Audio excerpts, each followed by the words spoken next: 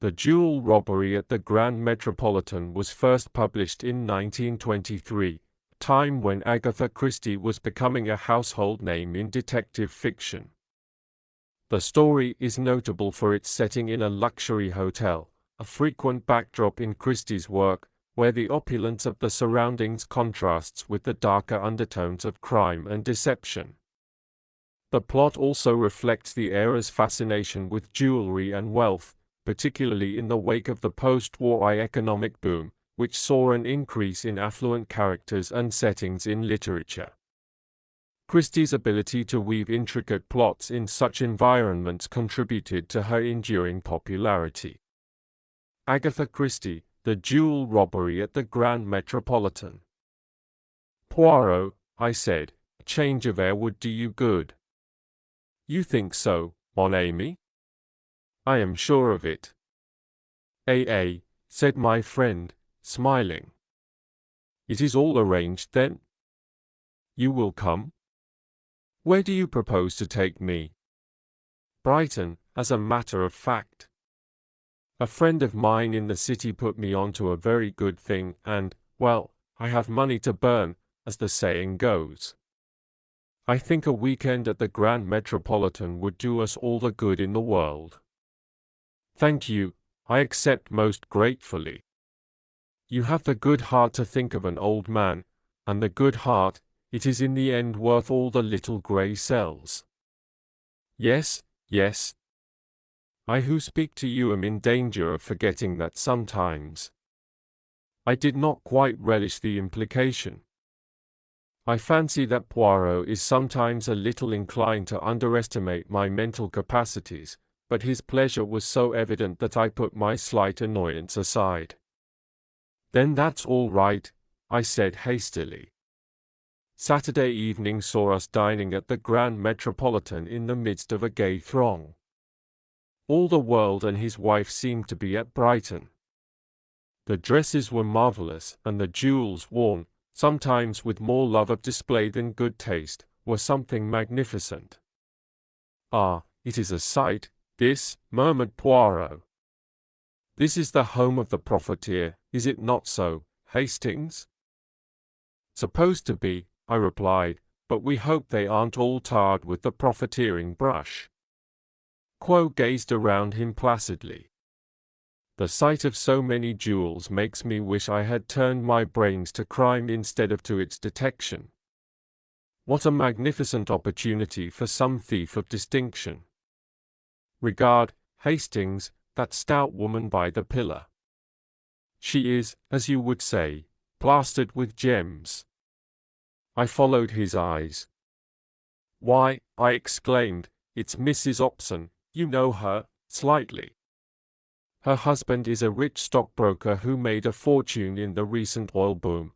After dinner, we ran across the Opsons in the lounge, and I introduced Poirot to them. We chatted for a few minutes and ended by having our coffee together. Poirot said a few words in praise of some of the costlier gems displayed on the lady's ample bosom, and she brightened up at once. "It's a perfect hobby of mine, Mr. Poirot. I just love jewelry. Ed knows my weakness, and every time things go well, he brings me something new." "You are interested in precious stones. I have had a good deal to do with them one time and another, madam. My profession has brought me into contact with some of the most famous jewels in the world," he went on to narrate, with discreet pseudonyms, the story of the historic jewels of a reigning house, and Mrs. Opson listened with bated breath. "There now," she exclaimed as he ended, "if it isn't just like a play.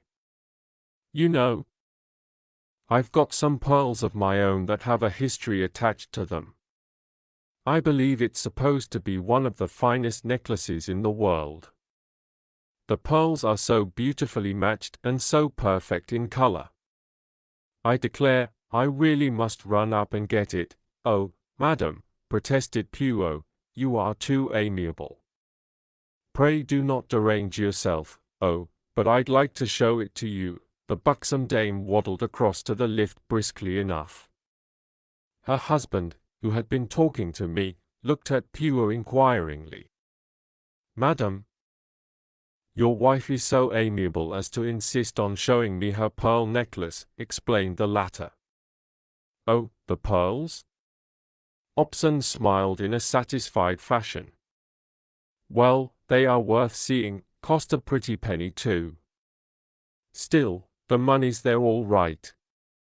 I could get what I paid for them any day, perhaps more. May have to too if things go on as they are now. Money's confoundedly tight in the city, all this infernal ept." He rambled on, launching into technicalities where I could not follow him. He was interrupted by a small page boy who approached and murmured something in his ear. "What?" "I'll come at once." "Not tack and ill, is she?" "Excuse me, gentlemen." He left us abruptly. Quo leaned back and lit one of his tiny Russian cigarettes. Then, carefully and meticulously, he arranged the empty coffee cups in a neat row and beamed happily on the result. The minutes passed. The opalin did not return. "Curious," I remarked at length, "I wonder when they will come back." Quo watched the ascending spirals of smoke and then said thoughtfully, "They will not come back." "Why?" "Because, my friend, something has happened." "What sort of thing?" "How do you know?" I asked curiously. Poirot smiled. "A few moments ago, the manager came hurriedly out of his office and ran upstairs. He was much agitated. The lift boy is deep in talk with one of the pages. The lift bell has rung 3 times, but he heeds it not. Thirdly, even the waiters are dray. And to make a waiter to stay?" Poirot shook his head with an air of finality. "The affair must indeed be of the first magnitude." "Ah, it is as I thought. Here come the police." 2 men had just entered the hotel, one in uniform, the other in plain clothes. They spoke to a page and were immediately ushered upstairs. A few minutes later the same boy descended and came up to where we were sitting. "Mr. Opal's compliments, and would you step upstairs?" Poirot sprang nimbly to his feet. One would have said that he awaited the summons. I followed with no less alacrity. The Opalin apartments were situated on the first floor. After knocking on the door, the page boy retired, and we answered the summons, "Come in." A strange scene met our eyes. The room was Mrs. Opal's bedroom, and in the center of it, lying back in an armchair, was the lady herself, weeping violently. She presented an extraordinary spectacle, with the tears making great furrows in the powder with which her complexion was liberally coated. Mr. Opalin was striding up and down angrily. The 2 police officials stood in the middle of the room, one with a notebook in hand. A hotel chambermaid, looking frightened to death, stood by the fireplace, and on the other side of the room, a Frenchwoman, obviously Mrs. Opal's maid, was weeping and wringing her hands with an intensity of grief that rivaled that of her mistress. Into this pandemonium stepped Poirot, neat and smiling. Immediately, with an energy surprising in one of her bulk, Mrs. Hobson sprang from her chair towards him. "There now, Ed may say what he likes, but I believe in luck, I do. It was fated I should meet you the way I did this evening, and I have a feeling that if you can't get my pearls back for me, nobody can. Calm yourself, I pray of you, madam." Poirot patted her hand soothingly. "Reassure yourself, all will be well. Hercule Poirot will aid you." Mr. Opalin turned to the police inspector. "There will be no objection to my calling in this gentleman, I suppose?" "None at all, sir," replied the man, civil but with complete indifference. "Perhaps now your lady's feeling Better she'll just let us have the facts. Mrs. Opalson looked helplessly at Puo. He led her back to her chair. Seat yourself, madam, and recount to us the whole history without agitating yourself.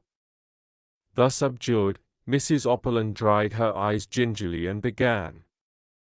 I came upstairs after dinner to fetch my pearls for Mr. Pow here. To see, the chambermaid and Celestine were both in the room as usual.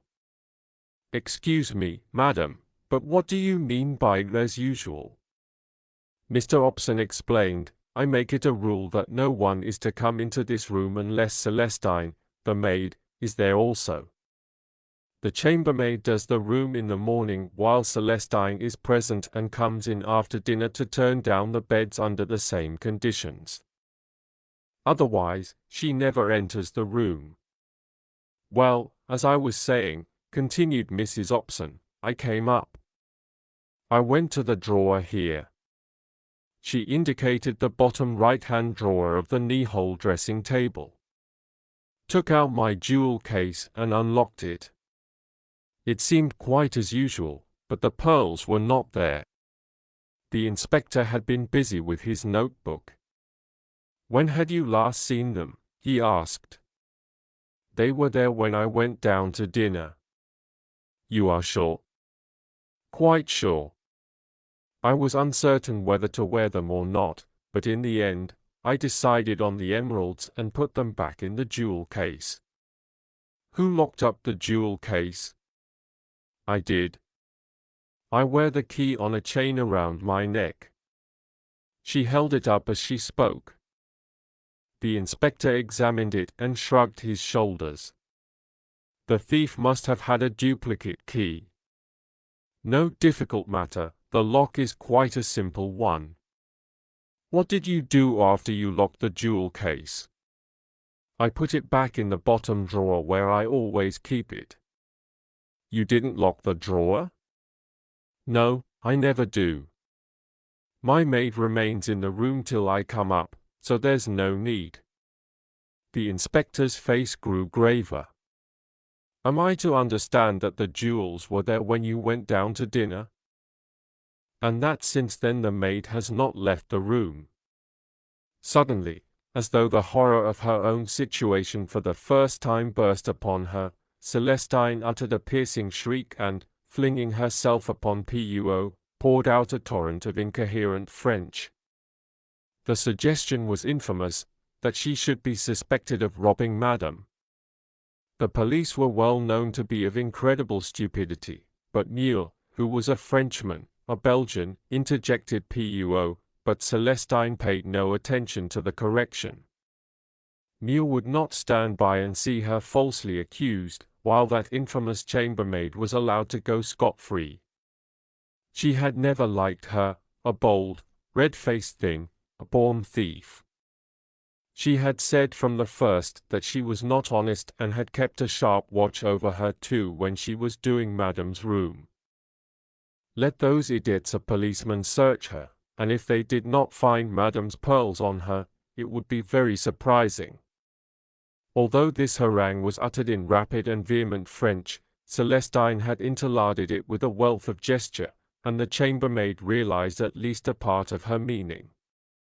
She ranted angrily, "If that foreign woman's saying I took the pearls, it's a lie," she declared repeatedly.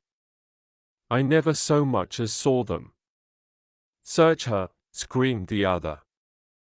"You will find it is as I say." "You're a liar, do you hear?" said the chambermaid, advancing upon her. "Stole them yourself and want to put it on me." "Why, I was only in the room about 3 minutes before the lady came up. And then you were sitting here the whole time as you always do, like a cat watching a mouse."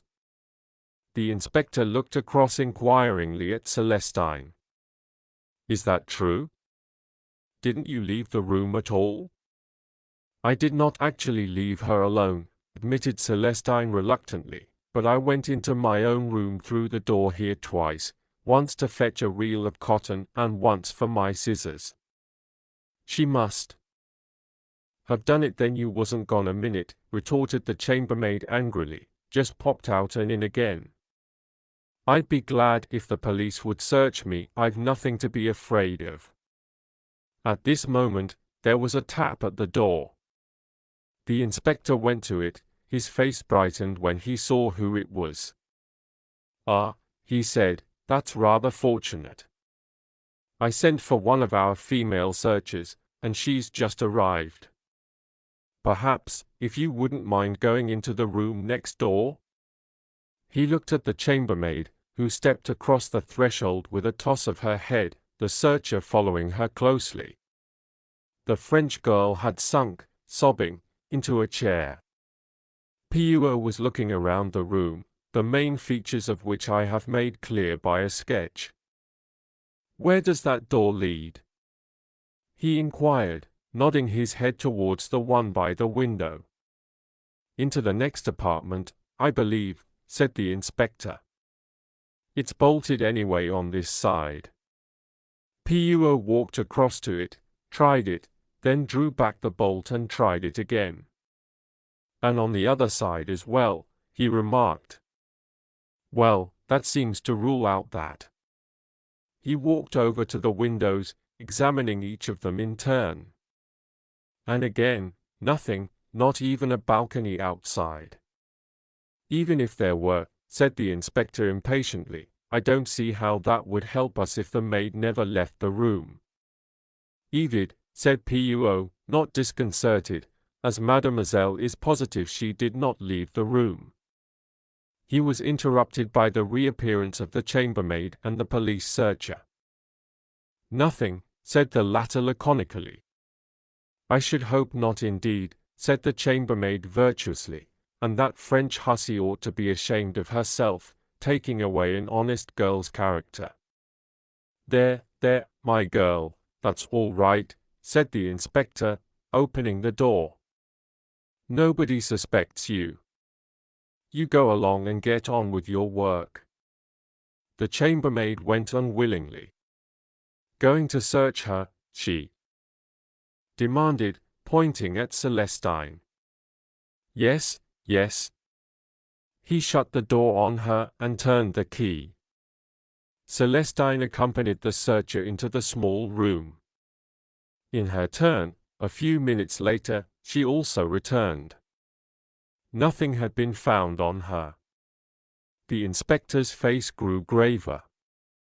"I'm afraid I'll have to ask you to come along with me all the same, miss." He turned to Mrs. Opson. "I'm sorry, madam, but all the evidence points that way. If she's not got them on her, they are hidden somewhere about the room." Celestine uttered a piercing shriek and clung to Pooh's arm. The latter bent and whispered something in the girl's ear. She looked up at him doubtfully. Sigh, mon ami, I assure you it is better not to resist." Then he turned to the inspector. "You permit me a little experiment, purely for my own satisfaction?" "Depends on what it is," replied the police officer noncommittally. Pooh addressed Celestine once more. "You have told us that you went into your room to fetch a reel of cotton. Whereabouts was it?" "On the top of the chest of drawers, monsieur." "And the scissors?" "They also." "Would it be troubling you too much, mademoiselle, to ask you to repeat those two actions? You were sitting here with your work, you say?" Celestine sat down and then, at a sign from Pooh, rose, passed into the adjoining room, took up an object from the chest of drawers, and returned. Pooh divided his attention between her movements and a large turnip of a watch which he held in the palm of his hand. "Again, if you please, mademoiselle." At the conclusion of the second performance, he made a note in his pocketbook and returned the watch to his pocket. "Thank you, mademoiselle. And you, monsieur," he bowed to the inspector, "for your courtesy." The inspector seemed somewhat entertained by this excessive politeness. Celestine departed in a flood of tears, accompanied by the woman and the plainclothes official. Then, with a brief apology to Mrs. Opson, the inspector set to work to ransack the room. He pulled out drawers, opened cupboards, completely unmade the bed, and tapped the floor. Mr. Opson looked on skeptically. "You really think you will find them?" "Yes, sir. It stands to reason." She hadn't time to take them out of the room. The ladies discovering the robbery so soon upset her plans. "No, they are here right enough. One of the two must have hidden them, and it's very unlikely for the chambermaid to have done so." "More than unlikely, impossible," said Poirot quietly. "Eh?" The inspector stared. Poirot smiled modestly. "I will demonstrate. Hastings, my good friend, take my watch in your hand with care. It is a family heirloom. Just now I timed Mademoiselle's movements. Her first absence from the room was of 12 seconds, her second of 15. Now observe my actions. Madame will have the kindness to give me the key of the jewel case. I thank you, my friend. Hastings will have the kindness to say, 'Go, go,' I said." With almost incredible swiftness, Poirot wrenched open the drawer of the dressing table, extracted the jewel case, fitted the key in the lock, opened the case, selected a piece of jewelry, shut and locked the case, and returned it to the drawer, which he pushed to again. His movements were like lightning. "Well, mon ami," he demanded of me breathlessly. 46 seconds. I replied. "You see?" He looked around. There would not have been time for the chambermaid even to take the necklace out, far less hide it. "Then that settles it on the maid," said the inspector with satisfaction, and returned to his search. He passed into the maid's bedroom next door. Poirot was frowning thoughtfully. Suddenly he shot a question at Mr. Opson. "This necklace, it was without doubt insured?" Mr. Opson looked a trifle surprised at the question. "Yes," he said hesitatingly, "that is so, but what does that matter?" Broke in Mrs. Ulson tearfully. "It's my necklace. I want it. It was unique. No money could be the same, I comprehend, madam," said Poirot soothingly. "I comprehend perfectly. Sentiment is everything, is it not so? But many who do not have such fine susceptibility will doubtless find some slight consolation in the fact, of course," said Mr. Opelin rather uncertainly. Still, he was interrupted by a shout of triumph from the inspector. He came in dangling something from his fingers with a cry. Mrs. Opson heaved herself up from her chair. She was a changed woman. "Oh, oh, my necklace!" She clasped it to her breast with both hands. We crowded round. "Where was it?" demanded Opson. "Maid's bed, in among the springs of the wire mattress. She must have stolen it and hidden it there before the chambermaid arrived on the scene. You permit, madam," said Poirot gently. He took the necklace from her and examined it closely, then handed it back with a bow. "I'm afraid, madam, you'll have to hand it over to us for the time being," said the inspector. "We shall want it for the charge, but it shall be returned to you as soon as possible." Mr. Opelin frowned. "Is that necessary?" "I'm afraid so, sir." "Just a formality." "Oh, let him take it," cried his wife. "I'd feel safer if he did. I shouldn't sleep a wink thinking someone else might try and get hold of it, that wretched girl. And I would never have believed it of her. There, my dear, don't take on so." I felt a gentle pressure on my arm. It was Poirot. "Shall we slip away, my friend?" I think our services are no longer needed. Once outside, however, he hesitated, and then, much to my surprise, he remarked, "I should rather like to see the room next door." Was not locked, and we entered the room, which was a large double one, was unoccupied. Dust lay about rather noticeably, and my sensitive friend gave a characteristic grimace as he ran his finger around a rectangular mark on a table near the window. "The service leaves to be desired," he observed dry. He was staring thoughtfully out of the window, and seemed to have fallen into a brown study. "Well," I demanded impatiently, "what did we come in here for?" He started, and I wished to see if the door was really bolted. "On this side also." "Well," I said, glancing at the door which communicated with the room we had just left, "it is bolted." Pooh nodded. He still seemed to be thinking. "And anyway," I continued, "what does it matter? The case is over. I wish you'd had more chance of distinguishing yourself, but it was the kind of case that even a stiff-backed idiot like that inspector couldn't go wrong over." Pooh shook his head. "The case is not over, my friend. It will not be over until we find out who stole the pearls." "But the maid did." "Why do you say that?" "Why," I stammered, "they were found actually in her mattress." "Ta-ta," said Puo impatiently, "those were not the pearls." "What imitation, mon ami?" The statement took my breath away. Puo was smiling placidly. "The good inspector obviously knows nothing of jewels, but presently there will be a fine Balu come," I cried, dragging at his arm. "Where? We must tell the Opolan at once." "I think not, but that poor woman Abia, that poor woman as you call her, will have a much better night believing the jewel to be safe.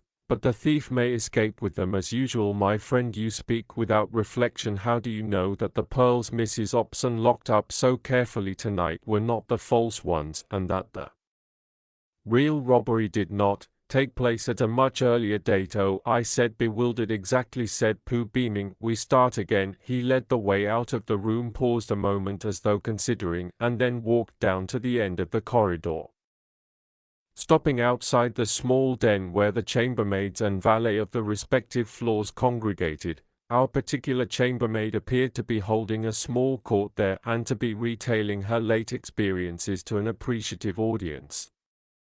She stopped in the middle of a sentence. Poirot bowed with his usual politeness. "Excuse that I derange you, but I shall be obliged if you will unlock for me the door of Mr. Opal's room." The woman rose willingly, and we accompanied her down the passage again. Mr. Opal's room was on the other side of the corridor, its door facing that of his wife's room. The chambermaid unlocked it with her passkey, and we entered.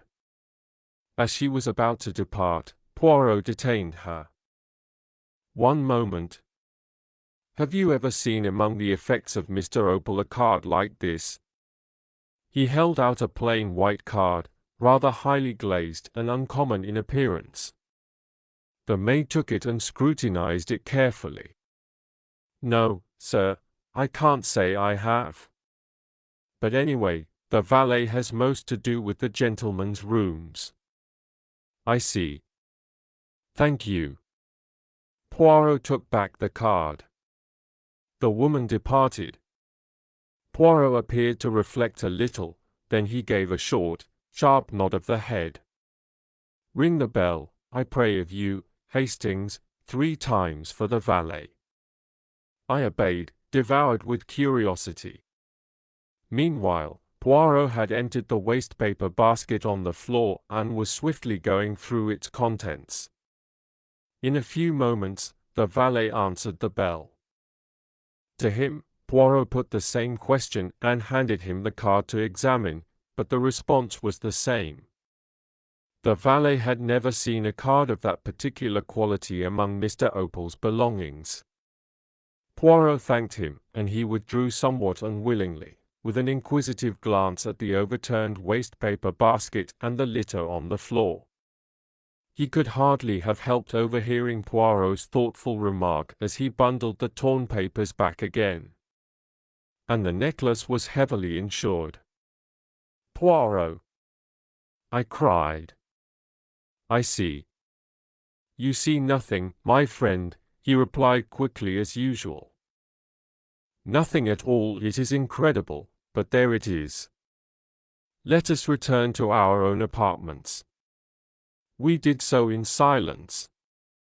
Once there, to my intense surprise, Poirot effected a rapid change of clothing. "I go to London tonight," he explained. "It is imperative." "What?" "Absolutely. The real work, that of the brain. Ah, those brave little grey cells, it is done. I go to seek the confirmation. I shall find it impossible to deceive Hercule Poirot." "You will come a cropper one of these days," I observed, rather disgusted by his vanity. "Do not be enraged, I beg of you, mon ami. I count on you to do me a service." "Of your friendship, of course," I said eagerly, rather ashamed of my moroseness. "What is it?" "The sleeve of my coat that I have taken off. Will you brush it? See. A little white powder has clung to it." You, without doubt, observed me run my finger around the drawer of the dressing table. "No, I didn't." "You should observe my actions, my friend." Thus, I obtained the powder on my finger, and being a little overexcited, I rubbed it on my sleeve, an action without method, which I deplore, false to all my principles. "But what was the powder?" I asked, not particularly interested in Poirot's principles. "Not the poison of the bourgeois," replied Poirot with a twinkle. "I see your imagination mounting. I should say it was French chalk." "French chalk?" "Yes, cabinet makers use it to make drawers run smoothly." I laughed. "You old sinner, I thought you were working up to something exciting." "Oh, au revoir, my friend. I save myself. I fly." The door shut behind him. With a smile, half of derision, half of affection, I picked up the coat and stretched out my hand for the clothes brush. The next morning, hearing nothing from Poirot, I went out for a stroll, met some old friends, and lunched with them at their hotel. In the afternoon, we went for a spin. A punctured tire delayed us, and it was past 8 when I got back to the Grand Metropolitan. The first sight that met my eyes was Poirot, looking even more diminutive than usual, sandwiched between the opulent, beaming in a state of placid satisfaction. "Mon ami Hastings," he cried and sprang to meet me. "Embrace me, my friend. All has marched to a marvel." Luckily, the embrace was merely figurative, not a thing one is always sure of with Poirot. "Do you mean," I began. "Just wonderful I call it," said Mrs. Opulent, smiling all over her fat face. "Didn't I tell you, Ed, that if he couldn't get back my pearls, nobody would?" "You did, my dear, you did, and you were right." I looked helplessly at Poirot, and he answered the glance. "My friend Hastings is, as you say in England, all at the seaside. Seat yourself, and I will recount to you all the affair that has so happily ended." "Ended?" "But yes, they are arrested." "Who are arrested?" "The chambermaid and the valet." "Pablo, you did not suspect?" "Not with my parting hint about the French chalk?" "You said cabinet makers used it."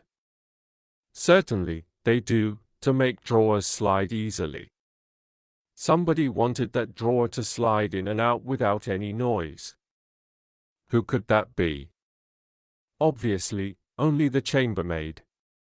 The plan was so ingenious that it did not at once leap to the eye, not even to the eye of Hercule Poirot. Listen, this was how it was done. The valet was in the empty room next door waiting. The French maid leaves the room. Quick as a flash, the chambermaid whips open the drawer, takes out the jewel case, and, slipping back the bolt, passes it through the door. The valet opens it at his leisure with the duplicate key with which he has provided himself, extracts the necklace, and waits his time. Celestine leaves the room again, and in a flash, the case is passed back again and replaced in the drawer. Madame arrives, the theft is discovered, the chambermaid demands to be searched with a good deal of righteous indignation and leaves the room without a stain on her character. The imitation necklace with which they have provided themselves has been concealed in the French girl's bed that morning by the chambermaid, a master stroke, sir. But what did you go to London for? You remember the card? Certainly, it puzzled me and puzzles me still. I thought. I hesitated delicately, glancing at Mr. Opelsen, who laughed heartily. UNBL for the benefit of the valet. The card was one with a specially prepared surface for fingerprints. I went straight to Scotland Yard, asked for our old friend Inspector, and laid the facts before him. As I had suspected, the fingerprints proved to be those of two well-known jewel thieves who have been wanted for some time. They came down with me, the thieves were arrested, and the necklace was discovered in the valet's possession, a clever pair, but they failed in method. Have I not told you, Hastings, at least 36 times, that without method, at least 36,000 times, I interrupted. But where did their method break down? Mon ami? It is a good plan to take a place as chambermaid or valet, but you must not shirk your work. They left an empty room undusted, and therefore when the man put down the jewel case on the little table near the communicating door, it left a square mark. I remember. I cried. Before, I was undecided. Then I knew. There was a moment's silence. And I've got my pearls, said Mrs. Opelsen. As a sort of Greek chorus, well, I said I'd better have some dinner. Puo accompanied me. This ought to mean kudos for you, I observed. Parrot replied Puo tranquilly, and the local inspector will divide the credit between them. But he tapped his pocket. I have a check here from Mr. Opelsen. And how say you, my friend? This weekend has not gone according to plan. Shall we return here next weekend, at my expense this time? Thank you very much for listening to this story narrated by Jason Fraser. Don't forget to subscribe to the Timeless Detective Tales channel, and be sure to leave a comment.